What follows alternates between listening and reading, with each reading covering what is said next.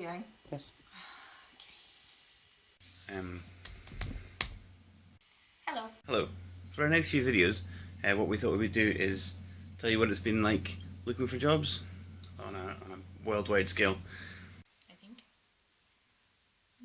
We're going to give you some tips and some advice on getting a job as an international teacher, because we didn't find it very easy this time around.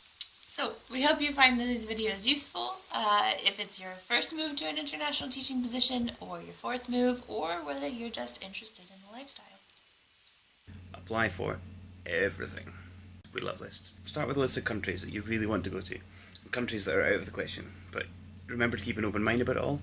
We thought we would never go to Egypt, we would never go to the Middle East, we would never go to China, but in the end of our search, our top 3 jobs were in China, the Middle East, and Egypt.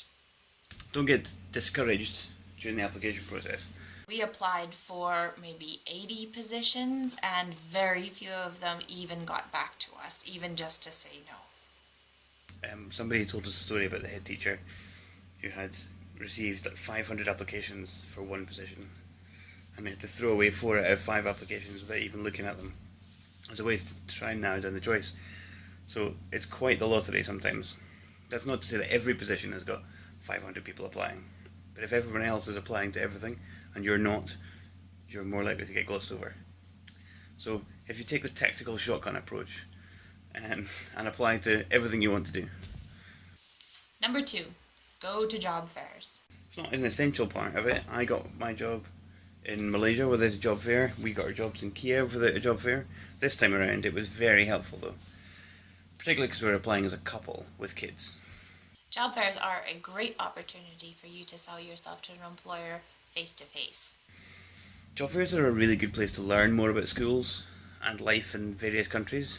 Go to the different presentations that the schools are putting on. That's a good place to learn more about the day-to-day life in that country. Allow the schools to sell themselves to you. And somewhere that you might not have considered before would suddenly become very attractive. Be the interviewer yourself when you're talking to these schools. Interviews are as much for you as it is for them. And find out if it's a good fit for you. Make a list about what you want in the school and the country, and be sure that when you leave the interview you have asked all the questions that you need to ask to find out whether that school and that country is going to be a right fit for you.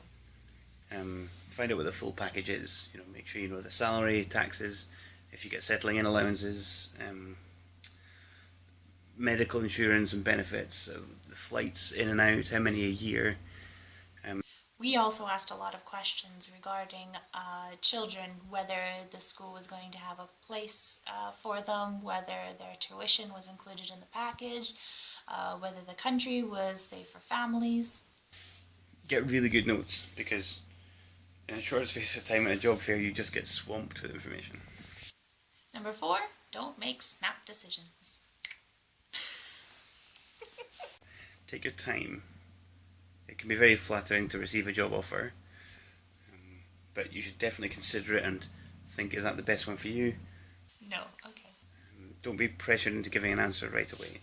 Schools that want you will have no problem waiting a few days for you to think it over. Use the notes that you took during the interview to guide your decision. Don't be swayed by one factor that you really, really like about the school. For example, I really wanted to go to Oman at first because I really love the country, but the school was all wrong for us. It didn't have a good salary, it was not an IB school, it didn't have a place for the kids, but I was really taken in by what the country looked like. I'm very glad that we stuck to our list of criteria and were able to choose a different school. If you are interested in applying for a teaching job overseas, I would definitely recommend it. We've added a bunch of links at the bottom so you can have a look at the websites and recruitment agencies. Down there. And also feel free to get in touch with us if you've got any questions that you want us to answer. We've done this a few times and the other wanderers have done it.